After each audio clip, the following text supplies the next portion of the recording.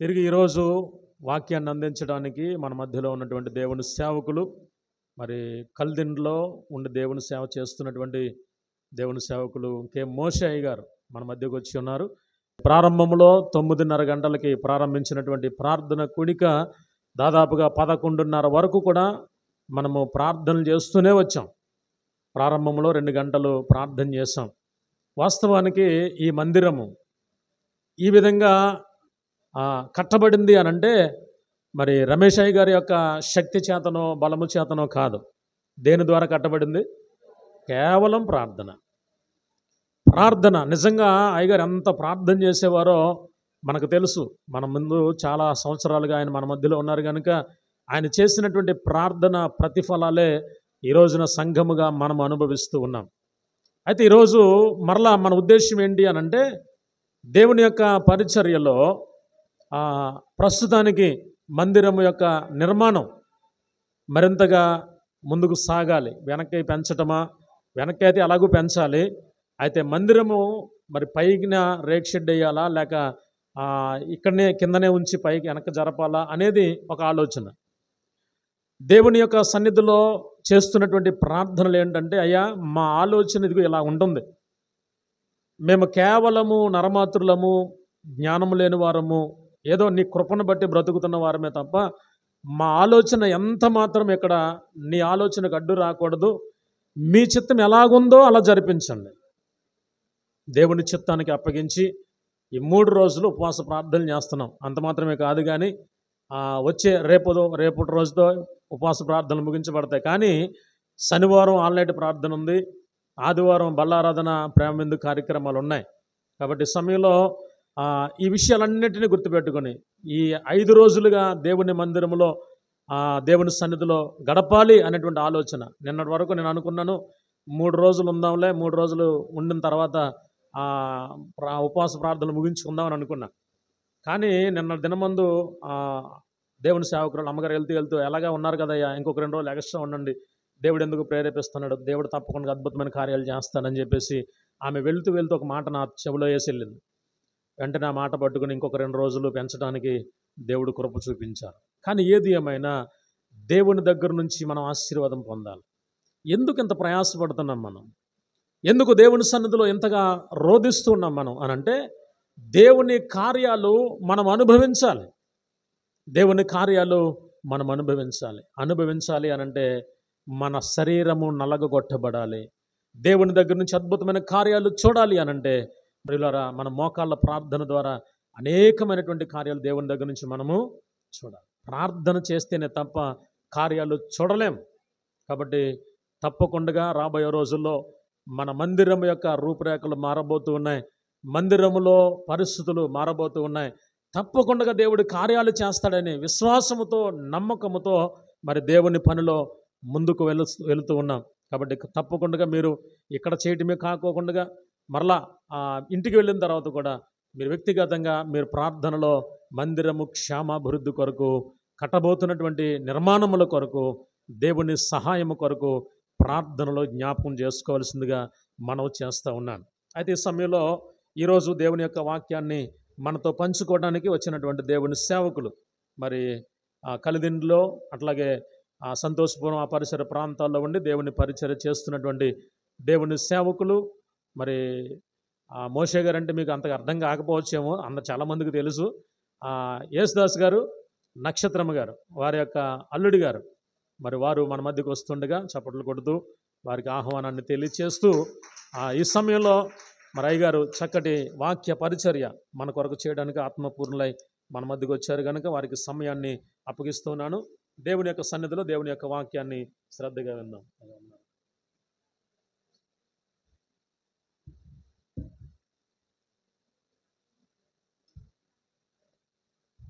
దేవుని స్తోత్రం చెప్దామండి. హల్లెలూయా, హల్లెలూయా. దేవుని పరిశుద్ధ నామానికి మహిమ కలుగును గాక. మరి నన్ను ప్రేమతో ఆహ్వానించిన దైవజనులు ప్రకాష్ అయ్య గారికి, అమ్మగారికి, కుటుంబానికి నా ప్రత్యేకమైన వందనాలు తెలియపరుస్తున్నాను. కూడి ఉన్న మీ అందరికీ నా వందనాలండి. మరి ఈరోజు భయంకరంగా వర్షం పడుతున్నా కానీ మీ మధ్యకు రావడానికి ప్రభు కృప చూపించారు. అయ్యగారు ఫోన్ చేశారు, బయలుదేరారంటే అప్పుడే బయలుదేరానంటే అన్నాను. ఫోన్ పెట్టగానే వర్షం ప్రారంభం అయిపోయింది అనమాట. ఇంకెలాగని ఆలోచిస్తూ ఏదేమైనా ప్రభు సన్నిధికి వెళ్ళాలన్న ఆలోచనతో మీ మధ్యకు రావడానికి ప్రభు కృప చూపించారు. చిన్న ప్రార్థన చేసుకుని వాక్య భాగంలోకి వెళదాం. ప్రార్థన చేసుకుందాం. ప్రభువా, నాతో మాట్లాడండి, నన్ను బలపరచండి. నిలబడుతున్న నీ దాసుడు బలహీనుడయ్యా, నీ దాసును మరుగుపరిచి మా అందరితో మీరు మాట్లాడండి ప్రభువా అని ఒక చిన్న ప్రార్థన చేద్దాం. ఆశ కలిగిన ప్రాణాన్ని తృప్తిపరిచే దేవుడు, నిన్ను నన్ను తృప్తిపరచడానికి, మనల్ని బలపరచడానికి ఆయన ఇష్టపడుతున్నారు కనుక ప్రార్థన చేసుకుందాం. ప్రభువా, నాతో మాట్లాడండి. నీ వాక్యం బలమైనది, నీ వాక్యము శక్తి కలిగింది. నీ వాక్యము ప్రభువా బండను పలుకుటూ సుత్తి లాంటిది అన్నాం. నీ వాక్యము ద్వారా మమ్మల్ని సరిచేస్తూ మమ్మల్ని బలపరుస్తూ మీ కృప చూపమని ప్రార్థిస్తున్నాం ప్రభువా అని ఒక చిన్న ప్రార్థన చేసుకుందాం. హల్లెలూయా, హల్లెలూయా, హల్లెలూయా. స్తోత్రం, స్తోత్రం, స్తోత్రం, స్తోత్రం. మహాపరిశుద్ధుడు అయిన మా తండ్రి, నీ ఘనమైన నామానికి స్తుతులు చెల్లిస్తున్నాం. దేవా, గడిచిన మొదటి కూడికను ఆశీర్వాదకరంగా జరిగించారు. ఈ రెండవ కూడికలో మేము ప్రవేశించడానికి, కొంతసేపు ప్రార్థన చేయడానికి, పాటలు పాడడానికి మీరు ఇచ్చిన కృపను బట్టి నీ స్తోత్రం నాయన. నీ వాక్యం కొరకు ఎదురు చూస్తున్నాం. నాతో మాతో అందరితో మాట్లాడండి. నీ పక్షం నిలబడి నేను పెట్టేవాడును, నన్ను మరుగుపరిచి కొన్ని నిమిషాలు మీరు వాడుకొని మీరే మహిమ తెచ్చుకోమని యేసు నామములో ప్రార్థిస్తున్నాం తండ్రి. ఆమేన్, ఆమేన్. దేవుని స్తోత్రం చెప్దాం. హల్లెలూయా, హల్లెలూయా. మరి సంఘ క్షేమాభివృద్ధి కొరకు మరి ఏర్పాటు చేసిన ఈ ప్రార్థన కూడికలు సంఘం క్షేమాభివృద్ధి నొందాలని, రెండవదిగా మందిరం చాలట్లేదు అని విన్నప్పుడు చాలా సంతోషించానండి. ఎందుకంటే రాబోయే రోజుల్లో ఇంకా ఈ మందిరం ఇంకా విస్తరణ జరగాలి. దైవజనులు మరి రమేష్ అయ్య గారు మరి ప్రాంతంలో ఎంతో కష్టపడి పరిచర్య చేసి చక్కని మందిరాన్ని ఇక్కడ కట్టి వారు ప్రభు దగ్గరికి వెళ్ళిపోయారు. వారు చేయవలసిన పని సంపూర్తి అయింది కనుక ప్రభు వారిని పిలుచుకున్నారండి. తర్వాత మరి దైవజనులు మరి జ్ఞానప్రకాష్ అయ్య గారిని దేవుడు ఇక్కడ నిలబెట్టుకుని వాడుకుంటూ వస్తున్నారు. మరి దైవజనులు రమేష్ అయ్య గారి కంటే మరి ఇంకా గొప్ప పరిచర్య ఇక్కడ జరగాలి. దైవజనులు పునాది వేశారు. ఆ పునాది ఇంకా ముందుకు సాగాలి అంటే సంఘం ఏం చేయాలంటే దైవజనుల కొరకు ప్రార్థన చేస్తూ ఉండాలి. మరి దైవజనుల యొక్క ఆలోచన ఏంటంటే మందిరం చాలట్లేదు, మందిరం ఎక్స్చేంజ్ చేయాలంటే పెంచాలి అన్న ఒక ఆలోచనతో ముందు ప్రార్థన చేయాలి అని ప్రార్థన గుడికలు ఏర్పాటు చేయడానికి ప్రభు కృప చూపించారు. కనుక ఒక వాక్య భాగాన్ని చూపించిన తర్వాత నేను అంశంలోనికి వెళతాను. మొదటి దినవృత్తాంతముల గ్రంథము 29వ అధ్యాయము 3వ వచన భాగాన్ని ఒకసారి చూస్తూ ఉంటే దేవుని వాక్యం అక్కడ మాట్లాడుతున్న మాటను మనం చూద్దామండి. మరియు నా దేవుని మందిరము మీద నాకు కలిగి ఉన్న మక్కువ చేత నేను ఆ ప్రతిష్ఠితమైన మందిరము నిమిత్తము సంపాదించి ఇచ్చిన వస్తువులుగాక నా స్వంతమైన బంగారమును వెండిని నా దేవుని మందిరము నిమిత్తము నేను ఇచ్చేదను. చాలండి. ప్రియులారా, ఈ మాటను జ్ఞాపకం చేసుకుంటున్నప్పుడు రాజు అయిన దావీదు మాట్లాడుతున్న మాటలు ఇవి. మరియు నా దేవుని మందిరం మీద నాకు కలిగి ఉన్న మక్కువ చేత. ఇప్పుడు మందిరం మీద మనకి ఏం కలగాలి? మక్కువ కలగాలి, ఇష్టం కలగాలి. దేవుని వాక్యానికి జ్ఞాపకం చేసుకుంటే మక్కువ చేత నేను ప్రతిష్ఠితమైన మందిరము నిమిత్తము సంపాదించిన వస్తువులు కాక, అంటే సంపాదించిన వస్తువులు అంటే వాళ్ళని అడిగిస్తారు కదా కొంతమంది, అవి కాక అక్కడ అంటున్నాడు, నా సొంతమైనది బంగారమును వెండిని నా దేవుని మందిరమునకు నేను ఇచ్చేదను. దేవుని స్తోత్రం చెప్తా. హల్లెలూయా. ఇప్పుడు మనం ఏం చేయాలి? దేవుని మందిరము నిమిత్తం మన సొంత ధనాన్ని ఖర్చు పెట్టాలి. అవసరమైతే ఇవ్వగలిగిన వారి దగ్గర నుంచి అయినా అడిగి తేవాలి. ఎందుకంటే ఈ పని మాటలతో అయ్యేది కాదు. మా జీవితంలో ఒక జరిగిన సంఘటన ఒకటి మీకు చెప్పాలని నేను ఆశపడుతున్నాను. ఎందుకో దేవుడు జ్ఞాపకం చేస్తున్నారు. మా గ్రామంలో అప్పుడు నాకు ఇంక వివాహం కాల, మందిరం కట్టడానికి దైవజనులు ప్రకటన చేశారు. ప్రకటన చేసినప్పుడు అందరూ కూడా మేము ఇంత ఇస్తాం అని రాస్తూ ఉన్నారు. ఆ టైంలో మా నాన్నగారు చెరువులు దెబ్బేసి భయంకర అప్పుల్లో ఉన్నారు. మందిరానికి ఇవ్వడానికి స్తోమత లేని సమయం అనమాట అది. అటువంటి సమయంలో ఏం చేయాలని ఆలోచన చేస్తూ ఒకరోజు ఇలాగే బయట కూర్చొని ఆ దీర్ఘంగా ఆలోచిస్తూ ఉన్నారు. అందరూ ముందుకు వచ్చి ఇస్తున్నారు. ఎప్పుడు కూడా దేవుని మందిరాన్ని నిమిత్తం పని ఏదన్నా ఉంటే ఏ రోజు కూడా ఎంతో కొంత ఇవ్వండి, నేను ఇక్కడ ఖాళీగా లేను, ఈసారి నా చేతులు కలపలేకపోతున్నాను అని ఒక నిరుత్సాహంతో బయట కూర్చొని ఆలోచిస్తూ దీర్ఘంగా ఉన్నారు. అటువంటి సమయంలో ఇటువరకు నాకు యేసు పిలుచున్నాడని పత్రికను, తర్వాత నిజ స్నేహితుడని యవనస్తుల పత్రిక ఒకటి వచ్చేది దినకరణ గారి దగ్గర నుంచి. ఆ నిజ స్నేహితుడు అనే పత్రికను ఆ టయాన్నే సరిగ్గా పోస్ట్ మ్యాన్ తీసుకొచ్చిస్తే ఆ పత్రికను తీసి చదువుతూ ఉన్నాడు మా నాన్నగారు.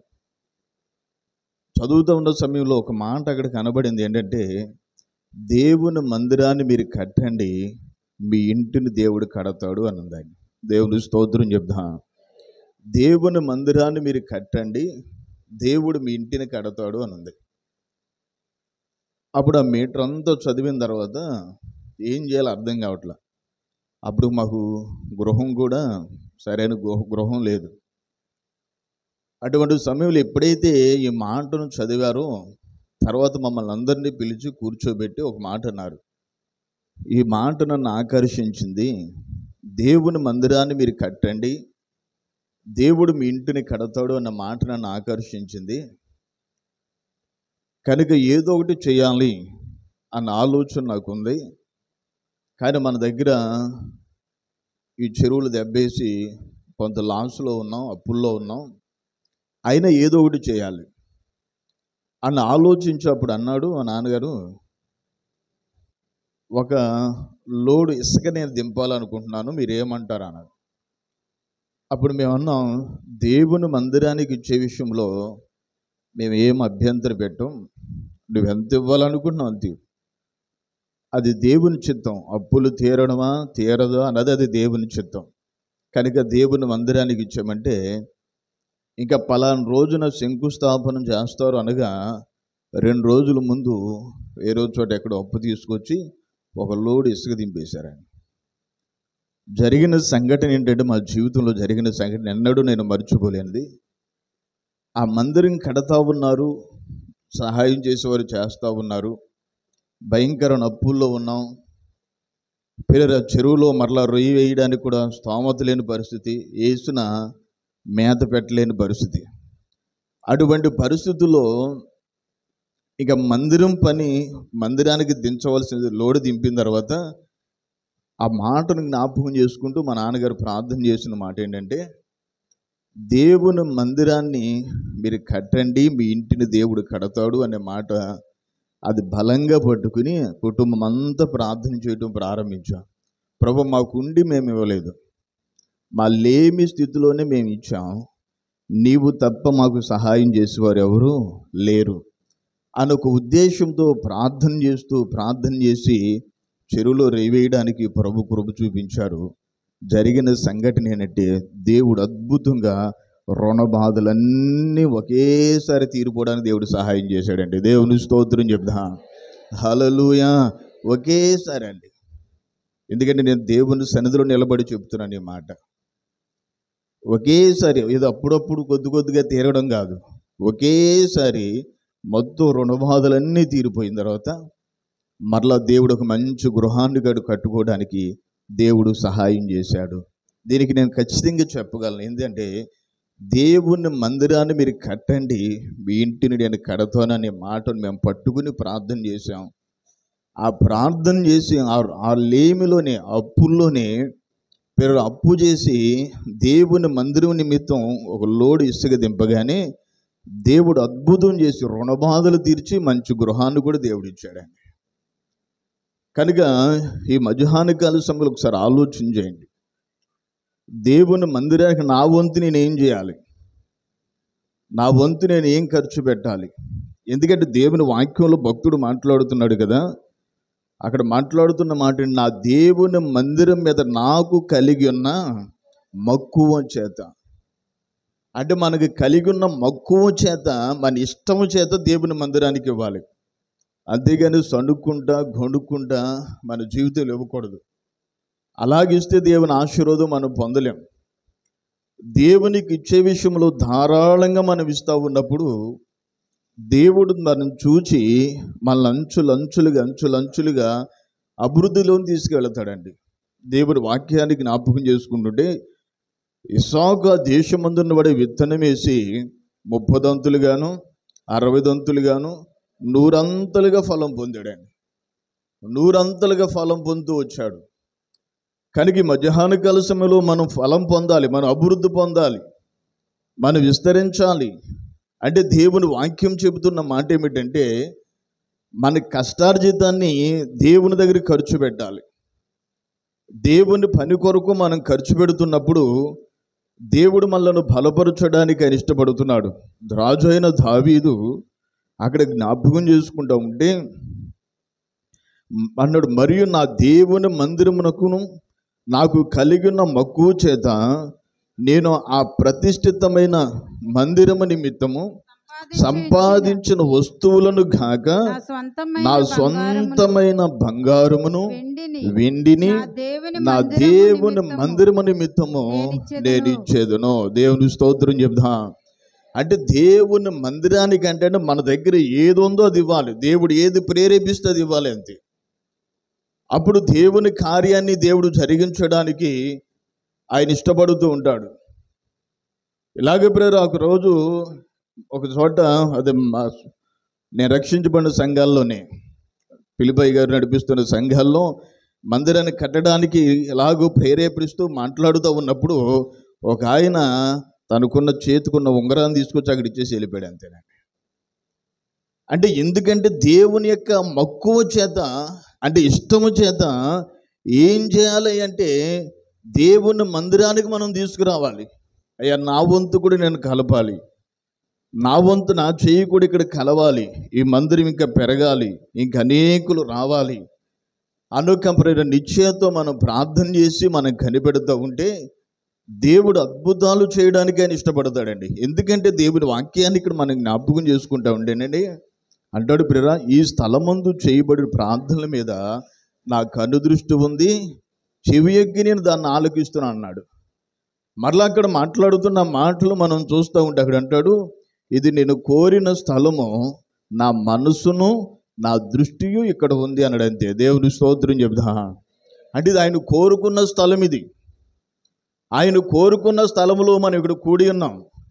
ఇక్కడ కూడి ఉన్న మన జీవితాన్ని మనం జ్ఞాపకం చేసుకుంటూ ఉన్నప్పుడు ఇక్కడ మనం కూడి ప్రార్థన చేస్తే దేవుని వాక్యం ఉంటుంది, ఆయన మనసును ఆయన దృష్టి ఇక్కడ ఉందండి. ఆయన మనసు ఆయన దృష్టి ఇక్కడ ఉంది కనుక ఆ ప్రార్థన విని ప్రార్థనకు ప్రతిఫలం ఇవ్వడానికి ఆయన ఇష్టపడుతున్నాడు. కనుక మనం జ్ఞాపకం చేసుకోవాలి. మరి దేవుని మందిరం నిమిత్తం మన చేతులు ఏ విధంగా కలుపుతున్నాం అన్నది ఒకసారి మీరే పరిశీలన చేసుకోండి. ఎవరో ఇస్తారు అని కాదు, మనం ఏమిస్తున్నాం దేవుని మందిరానికి. మరి దేవుని మందిరం పెద్ద చేయాలి, ఇంకా పిల్లలు 100కి మించి 1000 మంది ఇక్కడ ఆరాధన చేయాలి. పిల్లలు ఆరాధన చేయాలి అంటే మందిరం ఉండాలి. అంటే మందిరం లేదు అంటే మందిరం ఇరికైపోతూ ఉంది. వచ్చిన వారిని ఎక్కడ కూర్చోబెడదాం? ఇటు చూస్తేనే మెయిన్ రోడ్డు. పిల్లలు అక్కడ టెంట్ వేద్దామంటే కుదరదు. ఇప్పుడు ఏం చేయాలి? మందిరం పెంచాలి. ఈ పెంచాలి కనుక మన హస్తాలు కలిసినప్పుడు దేవుడు కార్యం చేయడానికి ఆయన ఇష్టపడుతున్నాడు. దేవుని స్తోత్రం చెప్తా. హల్లెలూయా, హల్లెలూయా. ఒక వాక్య భాగాన్ని మనం జ్ఞాపకం చేసుకుందాం. యోవేలు గ్రంథము 2వ అధ్యాయము 15వ వచన భాగాన్ని మనం చూస్తూ ఉన్నప్పుడు, సియోనులో బాకా ఊదుడి, ఉపవాస దినం ప్రతిష్ఠించుడి, ఉపవాస దినము ప్రతిష్ఠించుడి, వ్రత దినము నియమించి ప్రకటన చేయుడి, జనులను సమకూర్చుడి, సమాజ కూటము ప్రతిష్ఠించుడి, పెద్దలను పిలువనంపించుడి, చిన్నవారిని స్తన్యపానము చేయు బిడ్డలను తోడుకుని రండి. పెండ్లి కుమారుడు అంతఃపురములో నుండి పెండ్లి కుమార్తె గదిలో నుండి రావలెను. దేవుని స్తోత్రం చెబుతా. ప్రియ మాటలు మనం జ్ఞాపకం చేసుకోవాలి. సంఘ క్షేమాభివృద్ధి కొరకు ఏర్పాటు చేసిన కూడికలు. ఈ ప్రార్థన కూడికల్లో దైవజనులు బాకా ఊదారు. 3 దినాలు ఉపవాస కూడికలు అని ప్రతిష్ఠించారు. ఈ ప్రతిష్ఠించిన దినము గనుక దేవుని వాక్యం అంటున్న మాట ఏంటంటే, ఈ ప్రతిష్ఠ దినము నియమించి ప్రకటన చేయడం అన్నాడు. జనులను సమకూర్చండి. ఇప్పుడు ఏం చేయాలి? జనులను సమకూర్చాలి. ఎందుకని సమకూర్చాలి? నీ కుటుంబం యొక్క క్షేమాభివృద్ధి కొరకు, నీ కుటుంబం క్షేమంగా ఉండాలి. ఎందుకంటే దేవుని వాక్యాన్ని జ్ఞాపకం చేసుకుంటా ఉంటే పిల్లల మన జీవితాలు ఎలా ఉన్నాయి అంటే నీడ వలె ఉన్నాయి అన్నాడు. అంతే. నీటి బుడగ లాంటి జీవితాలు. బయటికి వెళ్ళిన వ్యక్తి మరల లోపలికి వచ్చే వరకు నమ్మకం లేని రోజుల్లో మనం ఉన్నాం. కనుక దేవుని వాక్యాన్ని మనం జ్ఞాపకం చేసుకోవాలి. జనులను సమకూర్చాలి, సమాజ కూటమును ప్రతిష్ఠించాలి, పెద్దలను పిలువనంపించాలి, చిన్నవారిని స్తన్యపానము చేయి బిడ్డలను కూడా ఏం చేయాలంటే తోడుకుని రావాలి. దేవుని స్తోత్రం చెబుదా. అంటే ఎవరు ఇంటి దగ్గర ఉండడానికి వీల్లేదు. ఎందుకంటే ఇది వ్రత దినాలు.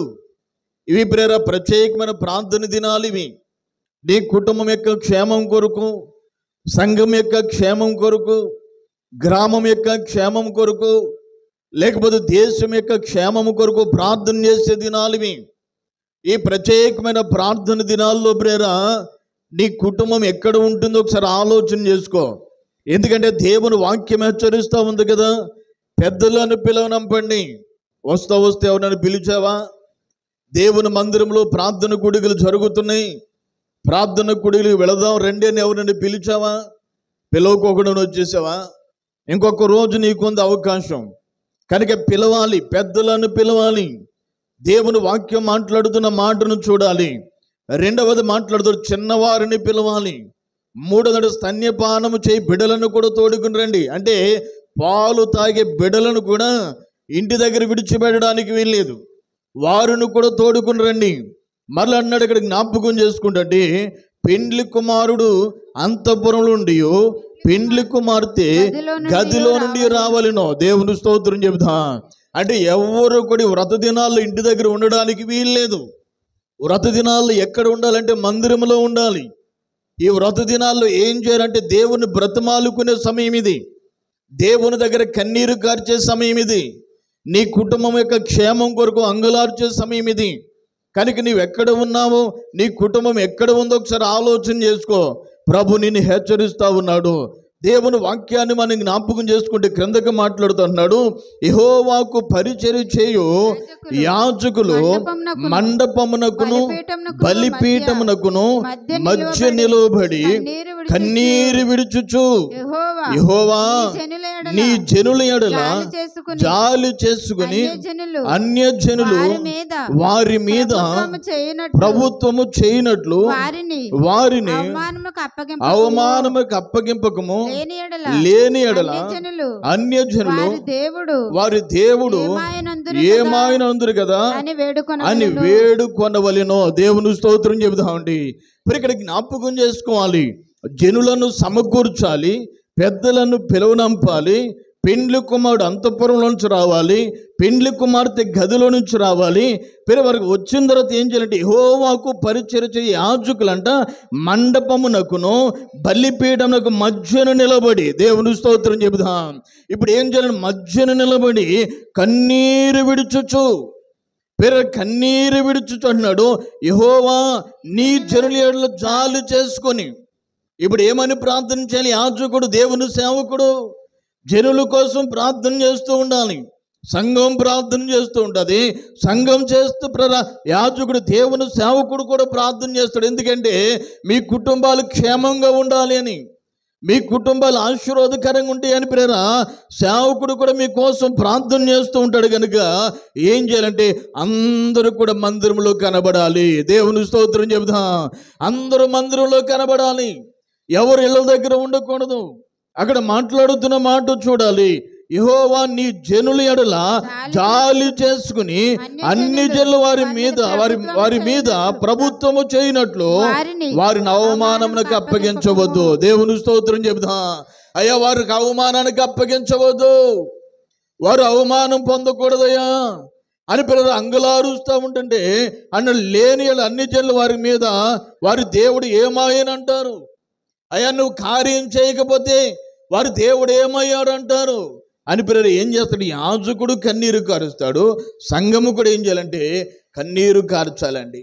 సంఘం ప్రార్థించే సంఘముగా ఉండాలి, సంఘం అంగలార్చేదిగా ఉండాలి. అప్పుడే దేవుని కార్యాలు మనం చూడగలం. కనుక సియోనులో బాగా ఓదబడింది. దేవుని వాక్యాన్ని మనం జ్ఞాపకం చేసుకుంటే ఉపవాస దినం ప్రతిష్ఠించబడింది, వ్రత దినాలు నియమించబడ్డాయి, జనులను సమకూరుస్తున్నాం. సమకూర్చబడిన మన జీవితంలో దేవుని దగ్గర ప్రార్థన చేయగలుగుతున్నామా లేదో ఒకసారి ఆలోచించాలి. కన్నీరు కార్చగలుగుతున్నామా? అంగలార్చుకోకుండా అలాగే ఉంటున్నామా? ఒకసారి జ్ఞాపకం చేసుకోవాలి. దేవుని వాక్యాన్ని మనం జ్ఞాపకం చేసుకుంటూ ఉన్నప్పుడు యోనా గ్రంథము 3వ అధ్యాయము మొదట వచ్చిన భాగాన్ని మనం చూస్తూ ఉంటే దేవుని వాక్యం అక్కడ మాట్లాడుతున్న ఆ మాటను ఒకసారి మనం చూద్దామండి.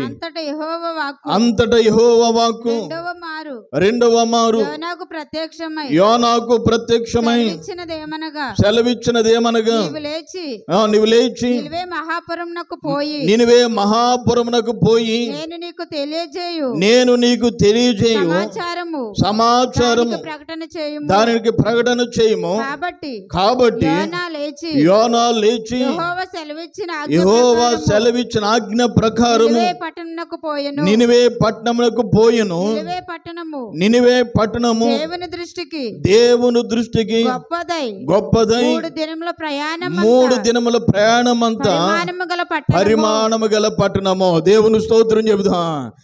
దేవుడు మాట్లాడుతున్నాడు యోనాతో, యోనా నువ్వు నినివే పట్టణానికి వెళ్ళు, ఇక 40 దినాల్లో ఈ పట్టణం నాశనం అయిపోద్దని చెప్పు అని దేవుడు ప్రకటన చేస్తే చెప్పమని యోనాను పంపిస్తే యోనా ఏం చేస్తాడు? తార్షీషు నినివే పట్టణం వాడ ఎక్కడానికి బదులు తార్షీషు పట్టణానికి వెళ్ళి వాడ ఎక్కుతా ఉన్నాడు. ఆడికి జ్ఞాపకం చేసుకోవాలి. యోనా అనుకున్నాడు ఇంకా నాశనం అయిపోయి పట్టణానికి ఇంకా సువార్త అవసరమా, ఇంకా ఎందుకు ఆ పట్టణానికి సువార్త అన్నట్లుగా తన హృదయాన్ని కఠినపరుచుకుంటూ నినివే పట్టణానికి రాకుండా తార్షీషు పట్టణానికి వెళ్ళిపోతా ఉన్నాడు. దేవుని వాక్యాన్ని జ్ఞాపకం చేసుకుంటా ఉంటే దేవుడు చెప్పకోకుండా ఏది చేయడు. ముందు సువార్త ప్రకటించబడాలి. ప్రకటించబడిన తర్వాతే ఒకవేళ వారు మారితే వారిని దేవుడు క్షమిస్తాడో, మారకపోతే దేవుడు శిక్షను పంపుతాడు. దేవుని స్తోత్రం చెబుదాం. ఇప్పుడు నినివే పట్టణానికి సువార్త వెళ్ళాలి, ఇంకా పట్టణం నాశనం అయిపోద్దని ప్రకటన చేయాలి. యోనా వెళ్ళకోకుండా వెళుతున్న సమయాల్లో మనకందరికీ తెలుసు సముద్రంలో తుఫాను లేపాడు. అక్కడి నుంచి యోనాని క్రింద పడేశారు. ఆ తిమింగలు మింగి యోనాని అక్కడ నినివే పట్టణం రేవులో కక్కింది. నినివే పట్టణాలు రేవులకు ఎక్కిన తర్వాత యోనా లేచి 3 దినాలంత ప్రయాణం అంత దూరం ఉన్న పట్టణంలో ఒక్క దినం మాత్రమే ప్రయాణం చేస్తూ ఉన్నాడు. దేవుని స్తోత్రం చెబుతా. ఒక్క దినం మాత్రమే ప్రయాణం చేస్తున్నాడు, ప్రకటన చేస్తున్నాడు. ఇగో నినివే పట్టణం నాశనం అవబోతా ఉంది. ప్రకటన చేస్తూ ఉన్నాడు యోనా. ప్రకటన చేస్తూ ఒక్క దినం మాత్రమే ప్రయాణం చేసి అనుకున్నాడు ఇంకా నాశనం అయిపోద్ది కదా, ఇంకా దేవుడు చెప్పమన్నది చెప్పేశాను, ఇంకా అవసరమా అని చెప్పి వచ్చి ఆ నినివే పట్టణం రేపులో మరలా ఏం చేస్తాడు, కూర్చొని చూస్తూ ఉన్నాడు. ఇంక ఇది ఎలాగ నాశనం అయిపోద్దు నేను చూడాలన్నట్లుగా. దేవుని వాక్యాన్ని అక్కడికి జ్ఞాపకం చేసుకుంటా ఉంటే ఎప్పుడైతే వార్త ప్రకటించబడిందో ఆ నోట ఈ నోట ఆ నోట ఈ నోట మొత్తం నినివే పట్టణం అంతా వెళ్ళిపోయింది ఆ వార్త. ఇగో నినివే పట్టణం నాశనం అయిపోద్దంట, దేవుడు ప్రవక్తను పంపించాడు అని వార్త వెళ్ళగానే అక్కడ జ్ఞాపకం చేసుకుంటా ఉంటే సింహాసనం మీద కూర్చున్న రాజు దగ్గరికి కూడా వెళ్ళిపోయిందండి. ఎప్పుడైతే సింహాసనం మీద కూర్చున్న రాజు దగ్గరికి కూడా వార్త వెళ్ళిపోయిందో ఇప్పుడు ఇక్కడ అందరూ ఏం చేస్తుంటే సింహాసనం మీద కూర్చున్న రాజు మొదలుకొని మంత్రులేమి సామంతులేమి అందరూ కూడా గోనె బట్ట కట్టుకుని బూడిదలో కూర్చుని ఎలుగెత్తి మొరపెడుతూ ఉన్నారు. దేవుని దగ్గర ఏడుస్తున్నారు, కన్నీరు కారుస్తూ ఉన్నారు. దేవుని దగ్గర ఏడుస్తున్నారయ్యా మా పట్టణం నాశనం అవబోతా ఉంది. దేవుని వాక్యాన్ని జ్ఞాపకం చేసుకోవాలి.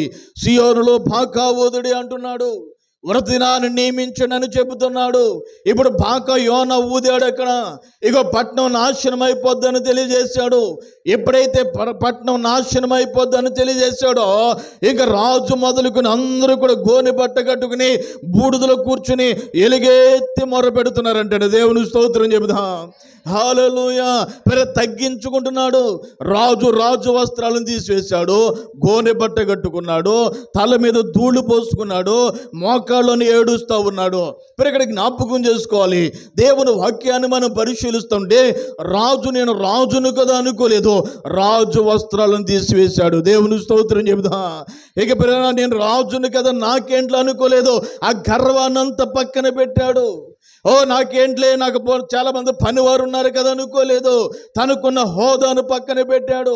నాకేంట్లో అనుకోలేదు, తగ్గించుకుని దేవుని సన్నిధిలో కూర్చుని ఏడుస్తూ ప్రార్థన చేస్తూ ఉన్నాడు. ఒకసారి ఆలోచించాలి, నినివే పట్టణపు రాజే సింహాసనం నుంచి దిగితే నీవు నేను ఎంత ఒకసారి ఆలోచించండి. మనం ఎంతండి అసలు దేవుని దగ్గర. రాజు తన రాజ వస్త్రాలను తీసివేసి దేవుని దగ్గర ఏడుస్తూ కన్నీరు కారుస్తూ ప్రార్థన చేస్తున్నాడు. ప్రభువా మమ్మల్ని జ్ఞాపకం చేసుకోయా, మమ్మల్ని మీరు క్షమించండి అయ్యా, మా పట్టణాన్ని కాపాడండి అయ్యా అని ఏడుస్తూ ఉంటే సామంతులేమి మంత్రులేమి అందరూ కూడా ఏడుస్తున్నారు. అందరూ కూడా ఏడుస్తూ అన్నపానాలు మాని గౌరవ దేవుని దగ్గర ఏడుస్తూ ఉంటే అక్కడ మరలా జ్ఞాపకం చేసుకుంటూ ఉంటే పశువులు కూడా అంటండి మేత మేయలేదు, నీళ్లు తాగలేదంట. దేవుని స్తోత్రం చెబుదాం. పశువులు కూడా మేత మేయలేదు, నీళ్లు తాగలేదు.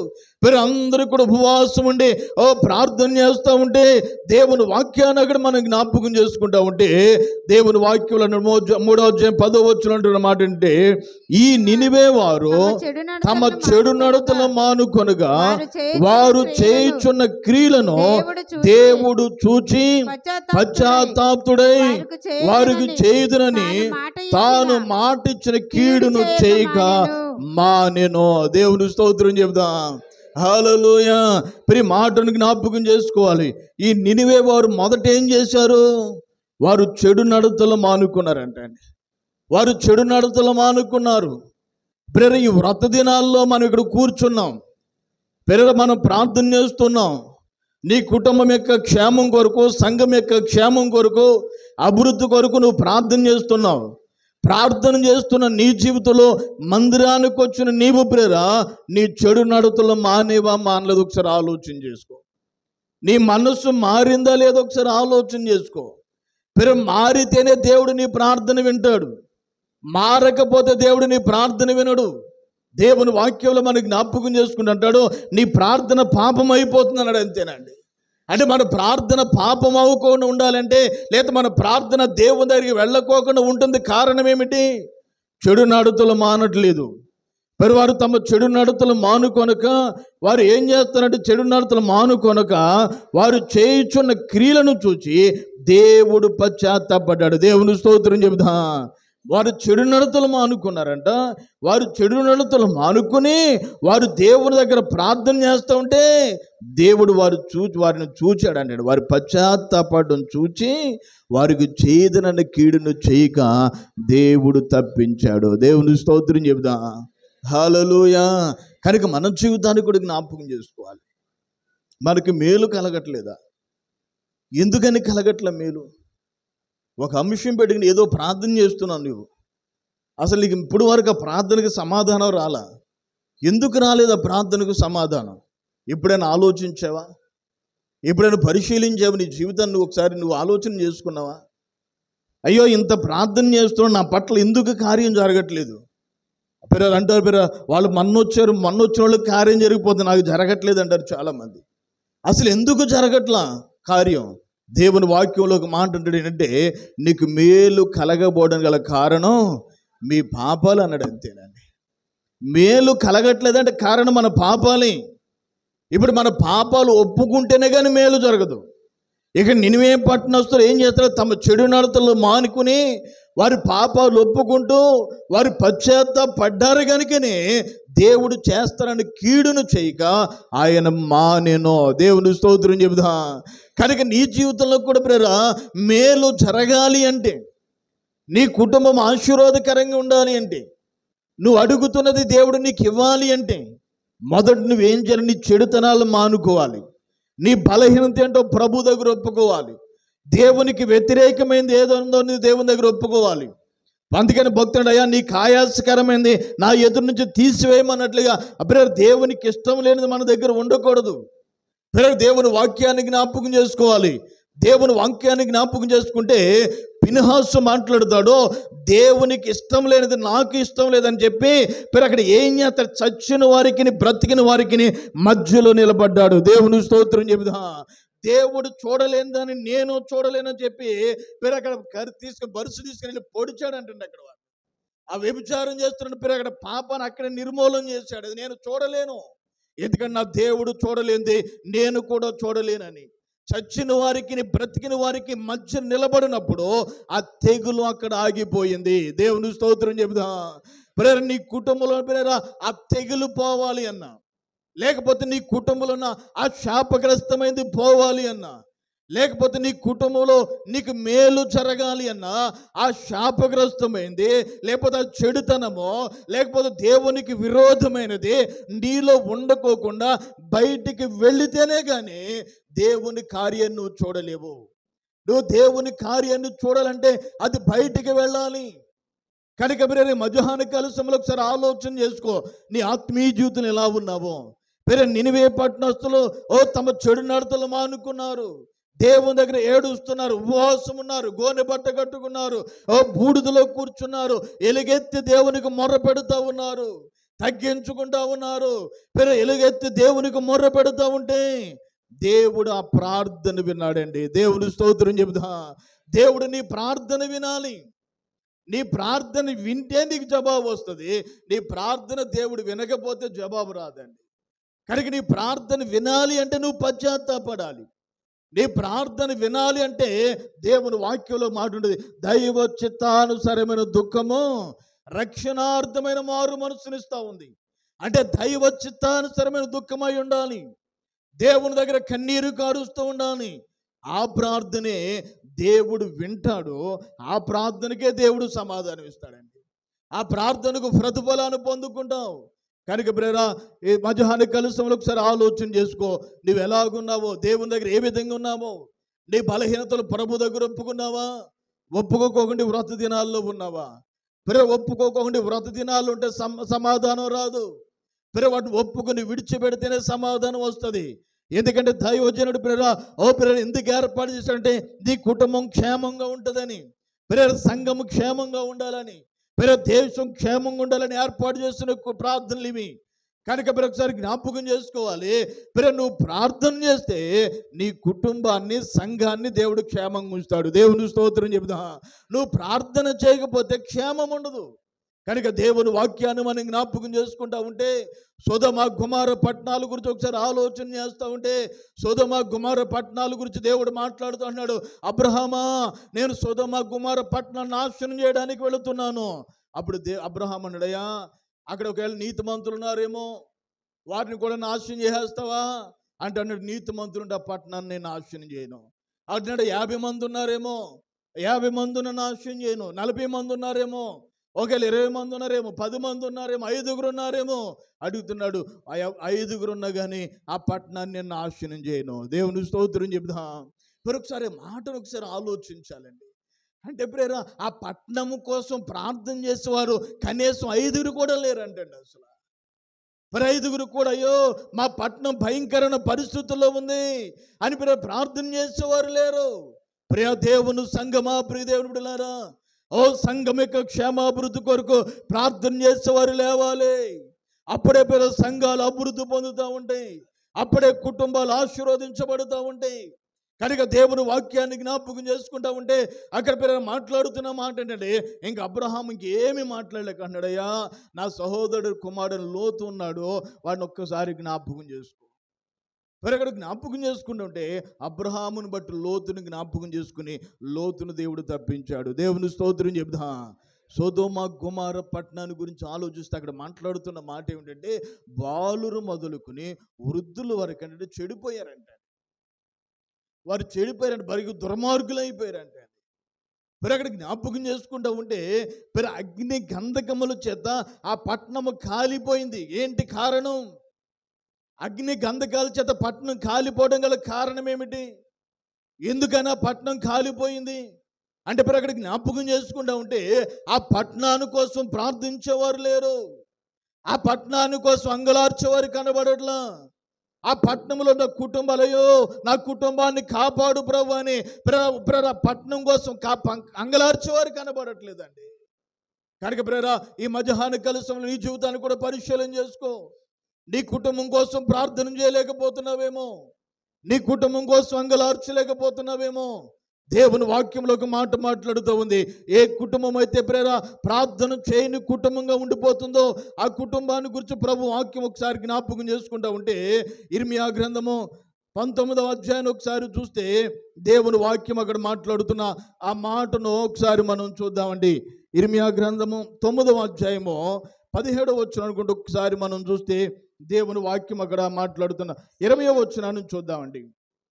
9వ అధ్యాయం 20వ వచనాన్ని చూస్తే, స్త్రీలారా యెహోవా మాట వినుడి, మీరు చెవియొగ్గి ఆయన నోటి మాట ఆలకించుడి, మీ కుమార్తెలకు రోదనము చేయ నేర్పుడి, ఒకరి కొరకు ఒకరు అంగలార్పు విద్య నేర్పుడి, వీధులలో పసిపిల్లలు లేకుండాను రాజమార్గములలో యవనులు లేకుండాను వారి నాశనము చేయుటకు మరణము మన కిటికీలను ఎక్కుచున్నది, మన నగరులలో ప్రవేశించుచున్నది. దేవుని స్తోత్రం చెబుదాం. హల్లెలూయా. మరి మాటను మనం జ్ఞాపకం చేసుకోవాలి. దేవుని వాక్యం మాట్లాడుతున్న మాట అంటే, ఓ స్త్రీలారా యెహోవా మాట వినండి. స్త్రీలతో మాట్లాడుతున్నాడు ప్రభు. యెహోవా మాట వినండి అని అంటున్నాడు. ఇగో మీరు చెవియొగ్గి ఆయన నోటి మాట ఆలకించుడి, మీ కుమార్తెలకు ఏం చేయాలంటే అక్కడ మాట్లాడుతూ మీ కుమార్తె అంటున్నాడు, మీ కుమార్తెలకు రోదనము చేయి నేర్పుడి, ఒకరినొకరు అంగలార్పించ నేర్పించండి. మరి కుమార్తెలకు ఏమి నేర్పాలంటండి? రోదనతోని నేర్పాలి. మరి నేర్పుతున్నారా? మీ కుమార్తెలకు రోదనతోని నేర్పుతున్నారా? ఒకసారి ఆలోచించండి. మరి మీ కుటుంబంలో కుటుంబ ప్రార్థన ఉందా? కుటుంబ ప్రార్థన లేకుండా వెళ్ళిపోతున్నారా? మీ కుటుంబంలో కుటుంబ ప్రార్థన లేకపోతే నీకు బిడ్డలు ఎలాగో ప్రార్థన నేర్చుకుంటారు, ఎలాగో రోదనధ్వని చేస్తారు, ఎలాగ అంగలారుస్తారు? ఒకసారి ఆలోచించండి. దేవుని వాక్యాన్ని మనం జ్ఞాపకం చేసుకుంటూ ఉంటే అక్కడ మాట్లాడుతున్న మాట ఏమిటంటే, అక్కడ అన్నాడు మీ కుమార్తెలకు ఏం చేయాలంటే రోదనధ్వని చేయడం నేర్పాలి, దేవుని దగ్గర ప్రార్థన చేయడం నేర్పాలి, వారి కన్నీటి ప్రార్థన నేర్పాలి. మరలా అక్కడ మాట్లాడుతున్నాడు దేవుని వాక్యం, ఒకరినొకరంటండి అంగలార్పించి నేర్చుకోండి. దేవుని స్తోత్రం చెబుదా. మరలా ఒకరినొకరు అంగలార్పించి నేర్చుకోవాలి. రోదనతోని ఉండాలి, అంగలార్పించే ఉండాలి. ఎందుకంటే దేవుని వాక్యం ఉంటుంది, వీధుల్లో పసిపిల్లలు లేకుండాను, వీధుల్లో పసిపిల్లలు లేకుండాను, రాజ్య మార్గంలో యవనస్తులు లేకుండాను ఏం చేస్తాడు? మరణం అంటండి వారిని నాశనం చేయడానికి మరణం కిటికీలు గుండా ఎక్కుతుందంట. మరణం కిటికీలు గుండా ఎక్కుతా ఉంది. యవనస్తులు లేకుండా చేయడానికి, వీధుల్లో పసిపిల్లలు లేకుండా చేయడానికి మరణం కిటికీలు గుండా ఎక్కుతా ఉంది. అందుకని వ్రత దినాలు, అందుకనే సంఘ క్షేమాభివృద్ధి కూడికలు, నీ కుటుంబం క్షేమంగా ఉండాలి, సంఘం క్షేమంగా ఉండాలి, ఓ దేశం క్షేమంగా ఉండాలని ఏర్పాటు చేస్తున్న కూడికలు ఇవి. కనుక ఒకసారి జ్ఞాపకం చేసుకో. ఎందుకని ప్రేరణ నీ కుటుంబంలో అంగులార్పించలేదు? ఎందుకని ప్రేరణ నీ బిడ్డలకు రోదనతోని చేయనేర్పట్లేదు?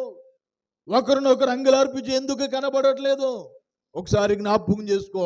ఈ వ్రత దినాల్లో ప్రేర ఇప్పుడైనాను దేవుని వాక్యం, ఇప్పుడైనాను మీరు ఉపవాసం ఉండి కన్నీరు విడుచొచ్చు, మనోపూర్వకంగా తిరిగి దుఃఖించు, మనోపూర్వక నా దగ్గరికి రండి అంటాడు. అంతే.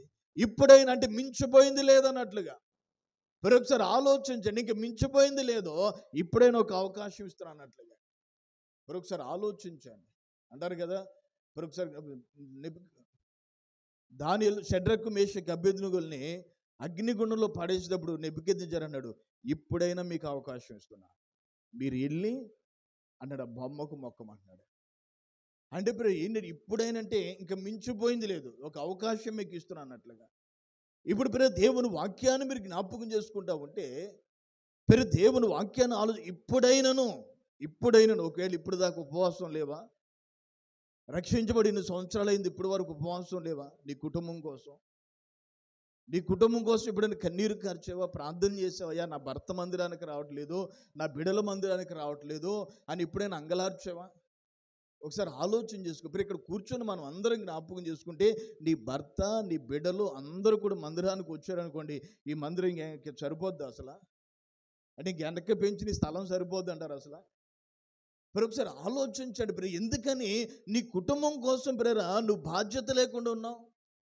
రేపు ఏడుస్తావు నీ కుటుంబం కోసం, రేపు దేవుడిని తీర్పులో నిలబెడతాడు నీ కుటుంబం కోసం. నీ కుటుంబానికి ఎందుకు చెప్పలేదు, నీ కుటుంబాన్ని ఎందుకు నడిపించలేదని రేపు అడిగితే ఏం చెబుతావు దేవునికి? ఒకసారి నువ్వు ఆలోచన చేసుకో. నువ్వు పరలోకంలో ఉండి నీ కుటుంబం నరకంలోనికి వెళ్ళిపోవడం నీకు ఇష్టమా? మరి అప్పుడు చూసి ఏమాత్రం సంతోషించగలమా? ఒకసారి నీ ఆత్మీయ జీవితాన్ని ఆలోచన చేసుకో. ఎందుకని నీ బిడ్డల కోసం నువ్వు కన్నీరు కార్చలేకపోతున్నావు? ఎందుకని నీ బిడ్డల కోసం రోదనతోని చేయలేకపోతున్నావు? ఎందుకని నువ్వు అంగలార్చలేకపోతున్నావు? ఒకసారి నీ జీవితాన్ని పరిశీలన చేసుకో.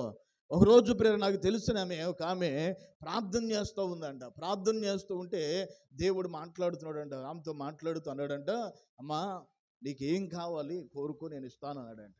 మాట్లాడుతూ అప్పుడు అవందంట, అయ్యా నేను నీ పరలోక రాజ్యంలో ఉండాలయ్యా, నీ రాజ్యంలో నన్ను చేర్చుకో ప్రభువా అన్నాడు. అన్న తర్వాత ఆయన స్వరం వినపడటం ఆగిపోయింది.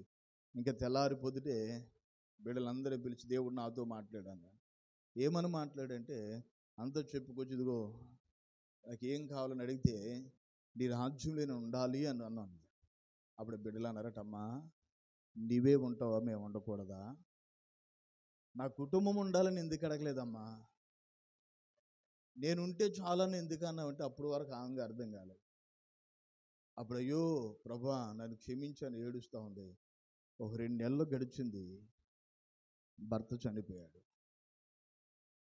ఇంకా ఒక సంవత్సరం లోపే కుమారుడు చెరువు గడికి వెళ్ళి ఆ చెరువు దగ్గర పని చేస్తున్న కరెంట్ షాక్ కొట్టి ఆ బిడ్డ కూడా చనిపోయాడు.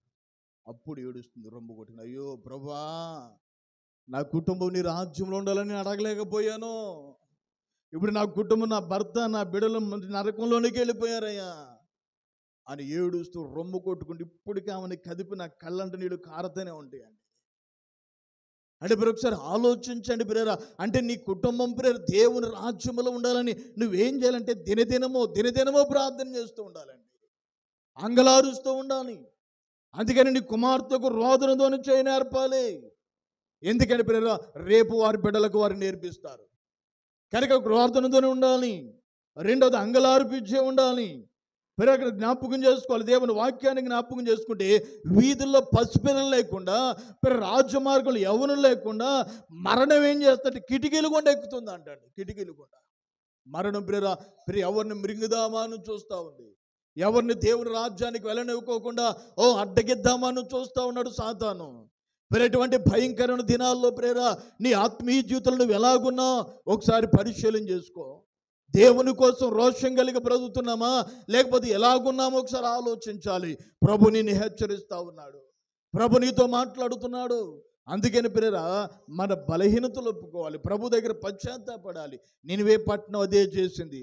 నినివే పట్టణం దేవుని దగ్గర ఏడ్చింది, అంగలార్చింది, కన్నీరు కార్చింది, ప్రభు దగ్గర ఒప్పుకుంటూ వచ్చింది. దేవుని వాక్యాన్ని జ్ఞాపకం చేసుకుంటుంటే యెజ్రా గ్రంథం 10వ అధ్యాయము 1వ వచనాన్ని ఒకసారి చూస్తే దేవుని వాక్యం మాట్లాడుతున్న ఆ మాటలు ఒకసారి మనం చూద్దామండి.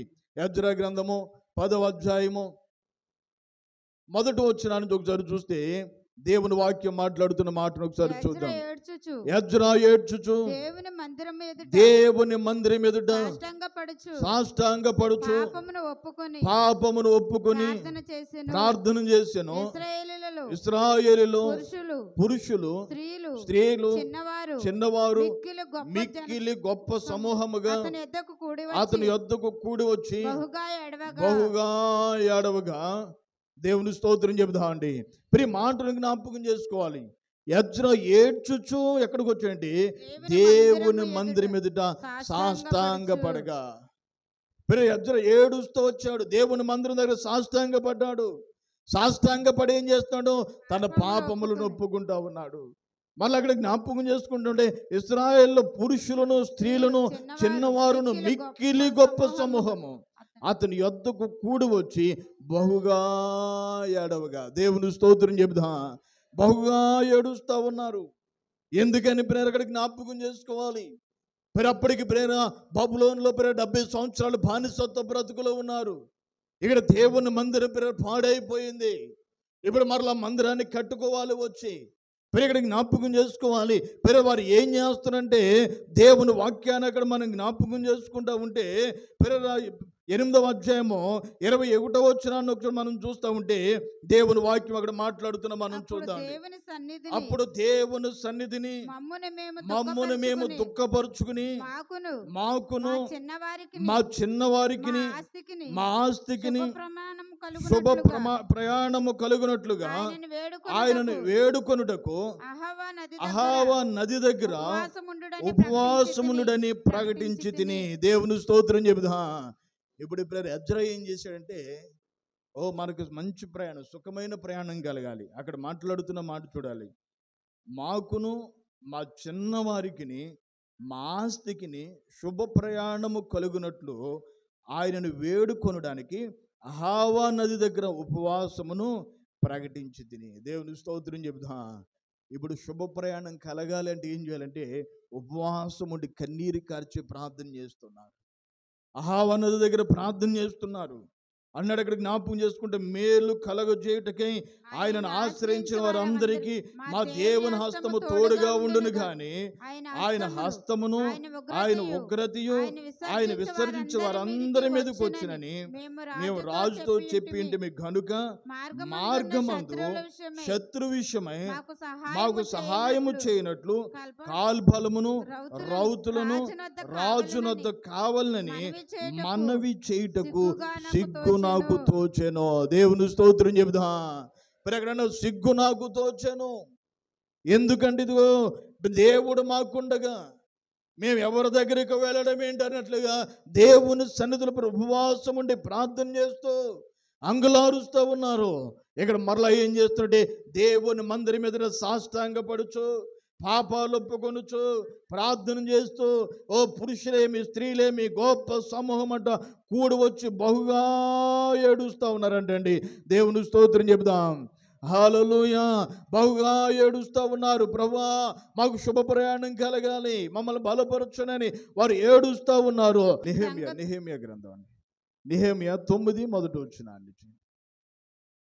ఈ నెల 24వ దినమందు ఇశ్రాయేలీలు ఉపవాసం ఉండి గోనె బట్ట కట్టుకుని తల మీద ధూళి పోసుకుని కూడి వచ్చిరి. ఇశ్రాయేలీయులు అన్యజనులందరిలో నుండి ప్రత్యేకించబడిన వారై నిలువబడి తమ పాపములను తమ పితరుల పాపములను ఒప్పుకొనిరి. మరియు వారు ఒక జాము సేపు తామున్న చోటని నిలువబడి తమ దేవుడైన యెహోవా ధర్మశాస్త్ర గ్రంథమును చదువుతూ వచ్చిరి. ఒక జాము సేపు తమ పాపములను ఒప్పుకొనుచు దేవుడైన యెహోవాకు నమస్కారము చేయుచు వచ్చిరి. దేవుని స్తోత్రం చెబుదాం. హల్లెలూయా. ఇక్కడ జ్ఞాపకం చేసుకుంటా ఉంటే అన్నాడు, ఇగో ఈ నెల 24వ దినమందు ఇశ్రాయేలు ఉపవాసముండి గోనె బట్ట కట్టుకుని తల మీద ధూళి పోసుకుని ఏం చేశారంటే కూడి వచ్చిరి అంటున్నాడు. ఇశ్రాయేలు కూడి వచ్చిరి. అక్కడ అన్నాడు ఇశ్రాయేలు అన్యజనుల అందరిలో నుండి ప్రత్యేకించబడిన వారై నిలవబడి. దేవుని స్తోత్రం చెబుదాం. ఇప్పుడు ప్రత్యేకించబడాలి. అన్యజనుల అందరిలోంచి వారు ప్రత్యేకించబడ్డారు. మరి నీవు ప్రత్యేకించబడ్డావా? అన్ని ఆచారాల నుంచి ప్రత్యేకించబడ్డావా? దేవుని మందిరానికి వస్తున్నావు, దేవుని సన్నిధిలో ప్రార్థన చేస్తున్నావు, ఉపవాస గుడికల్లో ఉంటున్నావు, అన్నిటిలో పాలి పొందుతున్నావు. కానీ ప్రత్యేకించబడ్డావా లేదో ఒకసారి ఆలోచన చేసుకో. ప్రత్యేకించబడకపోతే దేవుని కార్యాన్ని చూడలేవు. నువ్వు ప్రత్యేకించబడితేనే దేవుని కార్యాన్ని చూస్తావు. నువ్వు ప్రత్యేకించబడిన తప్పకుండా ఎంత ఉపవాసాలున్నా, ఎంత కన్నీరు ఖర్చునా, ఎంత ప్రార్థన చేసినా నీకు సమాధానం రాదు. కనుక దేవుని వాక్యం అంటుంది వారు ప్రత్యేకించబడ్డారు.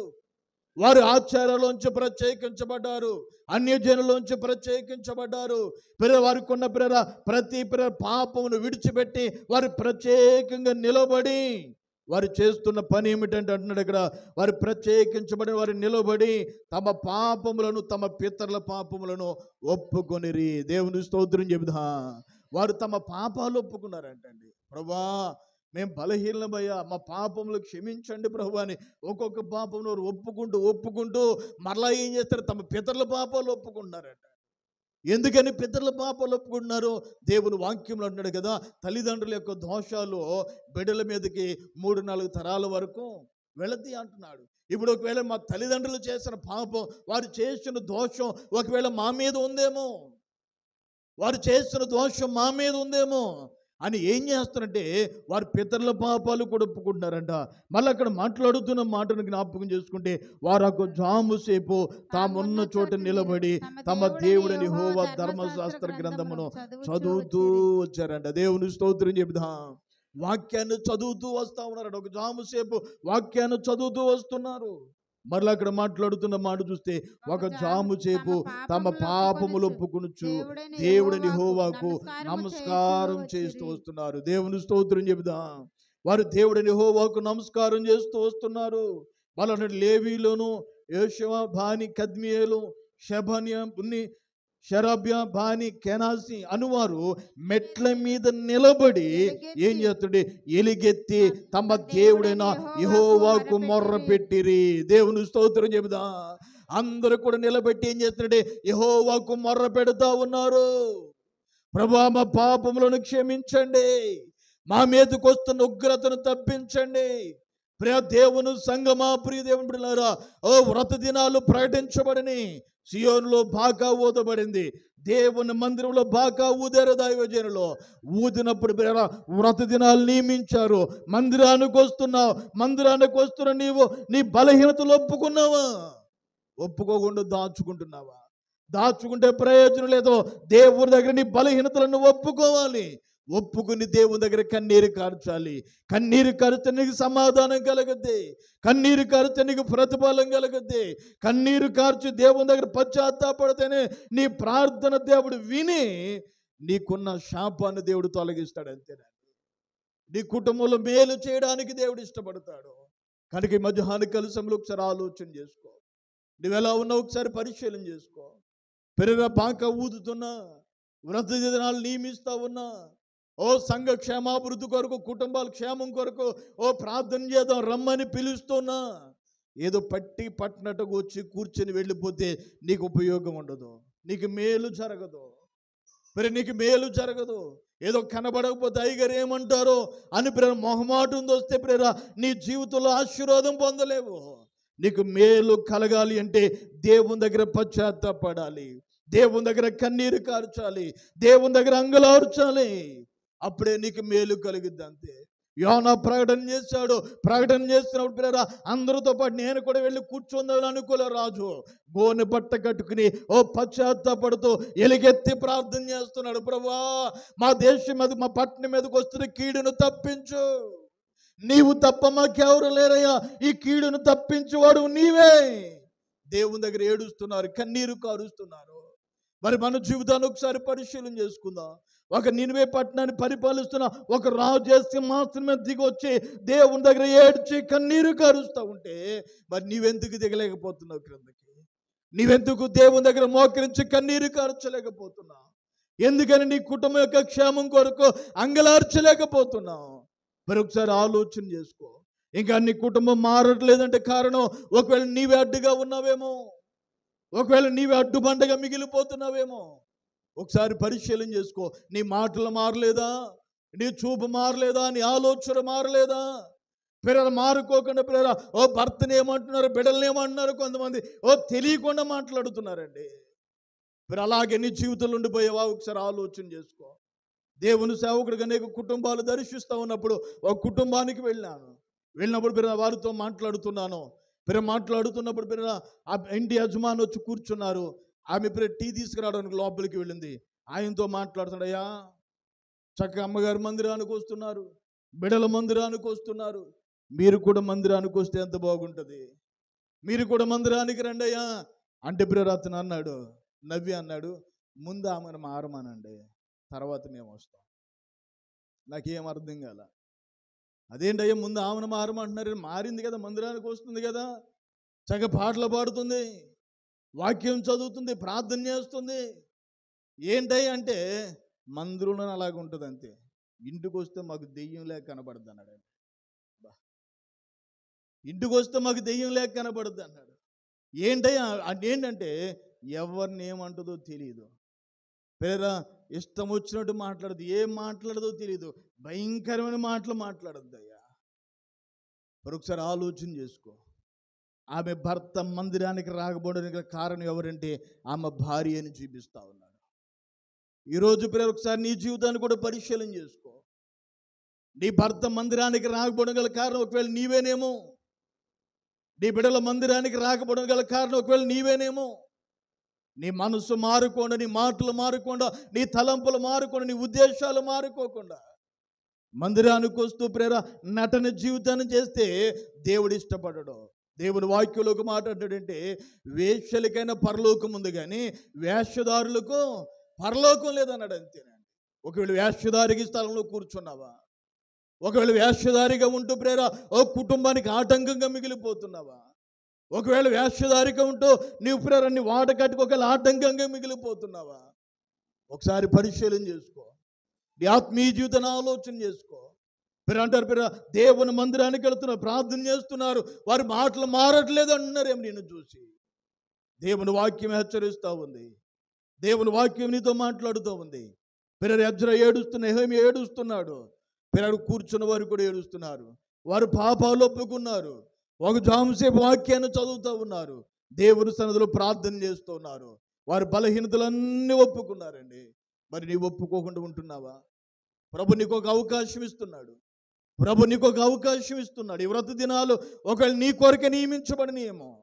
దేవుని వాక్యం అంటుంది, ఉంటే చల్లగైనా ఉండు లేదా వెచ్చగైనా ఉండు, నిలువెచ్చని జీతం వద్దు.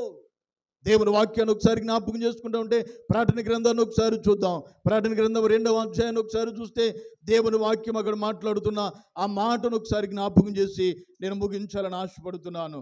ప్రకటన గ్రంథము 2వ అధ్యాయము 5వ వచనం నుంచి మనం చూస్తే అక్కడ అంటున్నాడు, నీవు ఏ స్థితిలో ఉండి పడితవో అది జ్ఞాపకం చేసుకుని మారు మనసు పొంది ఆ మొదటి క్రియలను చేయము, అట్లు చేసి నీవు మారు మనసు పొందితేనే సరి, లేని ఎడల నేను నీ వద్దకు వచ్చి నీ దీపస్తంభమును దాని చోట నుండి తీసివేతును. మాటను జ్ఞాపకం చేసుకోవాలి. ఈ మాటను జ్ఞాపకం చేసుకుని నువ్వు ఏ స్థితిలో పడిపోతువో.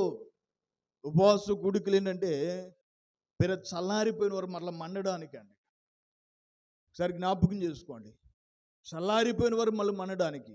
ఒకరోజు ఒక దైవజనుడు తన సంఘంలోనికి ఒక యవనస్తుడు కుటుంబం అందరికంటే ముందు వచ్చి పరదాలు వేసి అన్ని వేసి చక్కగా పరిచర్య చేసి చాలా చేదోడు వాదోడు ఉండేవారు.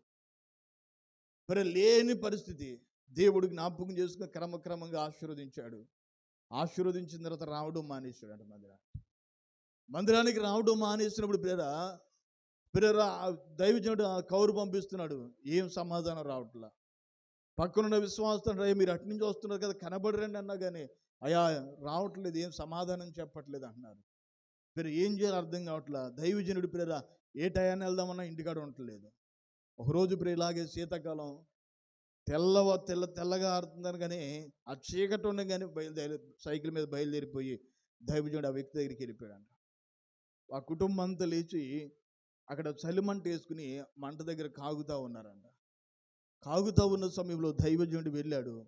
వెళితే కనీసం వందనాలు కూడా ఎవరు చెప్పలేదంట. ఈయన కూడా ఏం మాట్లాడకుండా ఈయన కూడా పక్కనే మంట దగ్గర చలిమంట దగ్గర కూర్చుని ఆ మంట కాగుతున్నట్టుగా కాగుతూ అక్కడ ఏం చేశాడంటే, అక్కడ ఒక కట్టి ఉందంట, అందులో మండుతూ ఉందంట. ఆ కర్రను తీసి పక్కన పెట్టాడంట. కట్టిన పట్టగానే అది ఆరిపోయి నల్లగా మస్సుబొగ్గులాగా కనబడుతుందంట. మరలా తీసి లోపల పెట్టాడంట. మరలా మంటలో ఉండగానే మండుతూ ఉందంట. మరలా తీసి పక్కన పెట్టాడు. ఆరిపోయి నల్లగా కనబడుతుంది. ఇలాగ 3 సార్లు చేసి ఏమీ మాట్లాడుకోకుండా దైవజనుడు సైకిల్ ఎక్కి మరలా తిరిగి ఇంటికి వచ్చేసాడు. ఇంటికి రాగానే అతడు ఆలోచనలో పడ్డాడు. ఏంటి దైవజనుడు ఈ కట్టెను, మండుతున్న కట్టెని తీసి పక్కన పెట్టాడు. అది ఆరిపోయింది, నల్లగా ఉంది. మరలా లోపల పెట్టాడు, మండుతూ ఉంది. మరలా తీసాడు, ఆరిపోయింది. మరలా ఇలా ముమ్మారు ఎందుకు చేశాడని ఆలోచన చేస్తుంటే తన జీవితం గుర్తుకొస్తూ ఉందట. దేవుని స్తోత్రం చెప్తా. తన జీవితం గుర్తుకొచ్చి ఏడుస్తున్నాడు. అయ్యో, నేను నిజంగా ఆ కట్టె ఎలాగైతే మంటలో ఉన్నప్పుడు మండిందో, దేవుని సన్నిధిలో ఉన్నప్పుడు నేను ఎలాగో మండాను. ఇప్పుడు దేవుని మందిరాన్ని విడిచిపెట్టి ఇప్పుడు చల్లారిపోయాను నేను జీవితం అని పశ్చాత్తపడుతూ ఏడుస్తూ మరలా కుటుంబం అంతా మందిరానికి వస్తూ ఉందంట. దేవుని స్తోత్రం చెబుదా. మరి మన జీవితాన్ని కూడా ఒకసారి ఆలోచించుకోవాలి. నువ్వు చల్లారిపోయావో లేదా ఎలాగున్నావు? దేవుని వాక్యం అక్కడ మాట్లాడుతున్నమాట. నువ్వు ఏ స్థితిలో ఉండి పడితువో అది జ్ఞాపకం చేసుకుని మారు మనసు పొంది ఆ మొదటి క్రియలను చేయము.